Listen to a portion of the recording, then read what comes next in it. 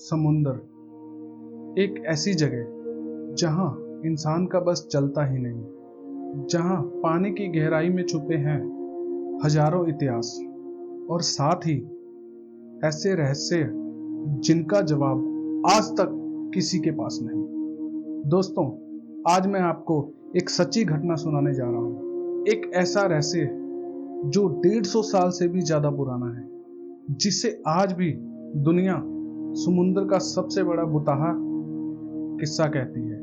ये कहानी है मैरी कैलसेट जहाज की।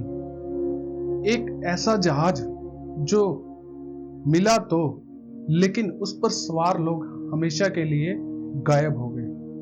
7 नवंबर 1872 न्यूयॉर्क का बंदरगाह एक शानदार जहाज मैरी कैलसेट अपनी यात्रा पे निकलने के लिए बिल्कुल तैयार। इस जहाज का कप्तान था बेंजामिन ब्रिग्स।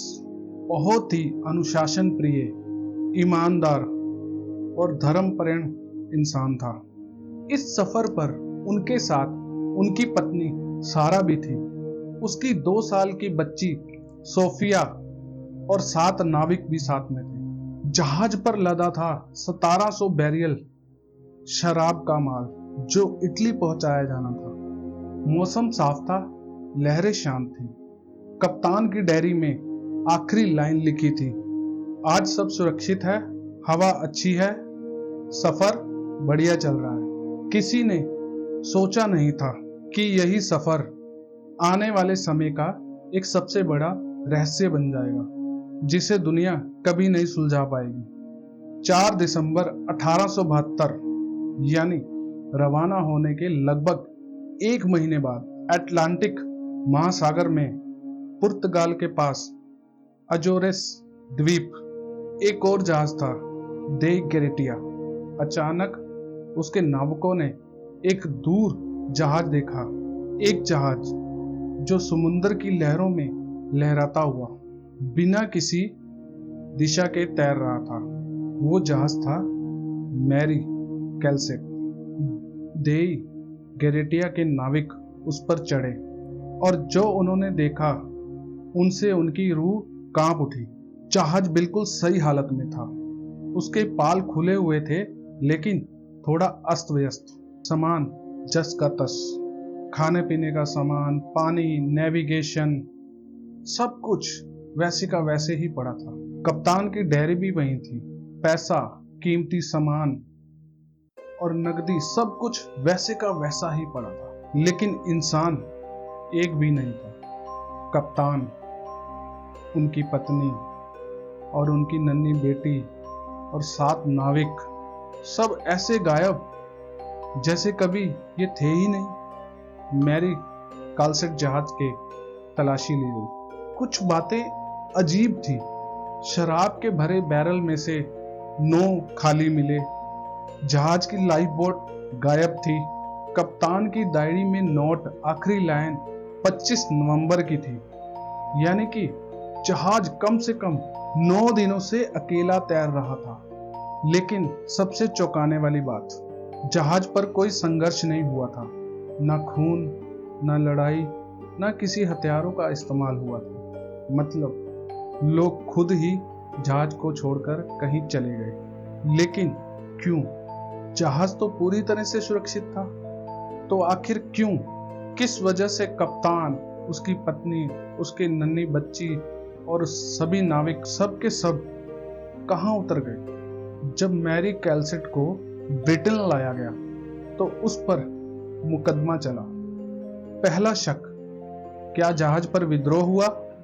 लेकिन अगर विद्रोह हुआ तो कप्तान और उसके परिवार का सामान सारा वैसे सुरक्षित क्यों रहता? दूसरा शक, क्या समुद्री डाकुओं ने हमला किया? लेकिन अगर हमला हुआ होता तो जहाज लूट लिया जाता। यहां तो एक पैसे को भी हाथ नहीं लगाया गया। तीसरा शक, क्या कप्तान पागल हो गया, सबको समुद्र में कूदने के लिए मजबूर कर दिया? लेकिन जो लोग उसे जानते थे कहते हैं कि वह एक समझदार और संतुलित इंसान था। अदालत ने कई महीनों तक सुनवाई की, लेकिन आखिरकार केस बंद हो गया। मैरी कैलसेट जहाज को रहस्य घोषित कर दिया गया। समय बीता, लोग अपने अपने अंदाजे लगाने लगे। कुछ वैज्ञानिकों का मानना है कि शराब के बैरल में गैस रिस रही थी। कप्तान को डर हुआ कि कहीं इसमें धमाका ना हो जाए, इसलिए सब लोग अस्थायी रूप से लाइफ बोट में चले गए। लेकिन तभी तूफान आ गया और उनकी लाइफ बोट समुद्र में डूब गई। दूसरा सिद्धांत ये कहता है कि शायद समुद्र में बहुत बड़ा तूफान आया होगा, जिसने लोगों को घबराकर समुद्र छोड़ने पर मजबूर कर दिया। तीसरा सिद्धांत थोड़ा डरावना है। कुछ लोग कहते हैं कि ये अलौकिक घटना है। कहते हैं कि समुद्र में कुछ अलौकिक शक्तियां हैं जो इंसानों को निगल लेती हैं। मैरी कैलसेट एक ऐसा जहाज जो इतिहास में अमर हो गया। जहाज तो मिला, लेकिन उस पर सवार लोग कभी नहीं मिले। 150 साल बाद भी ये सवाल वही ही है। उस दिन आखिर क्या हुआ होगा? क्या वो लोग गैस की डर से जहाज छोड़कर चले गए? क्या तूफान ने उन्हें बहा दिया? या क्या सचमुच समुंदर ने अपने रहस्यमय तरीके से उन्हें निगल लिया? दोस्तों, शायद इस रहस्य का सच कभी सामने ना आए, लेकिन एक बात तय है, समुंदर जितना खूबसूरत है उतना ही डरावना भी है। ये कहानी थी मैरी कैलसेट जहाज की, समुंदर के सबसे बड़े रहस्य की। तो दोस्तों, ये कहानी आपको कैसी लगी? अगर ये कहानी आपको अच्छी लगी हो तो इसे लाइक जरूर करिए, कमेंट करिए और सब्सक्राइब भी करिए। और अगर ये कहानी आपको अच्छी लगी, देखने में सुंदर लगी, सुनने में अच्छी लगी, तो इसे शेयर भी जरूर करिए। तो मिलते हैं अगली ऐसी ही किसी स्टोरी में। तो जुड़े रहिए द विक्रम वाइब चैनल के साथ। मैं विक्रम कुमार पबरेजा आप सबका धन्यवाद करता हूँ। राधे राधे।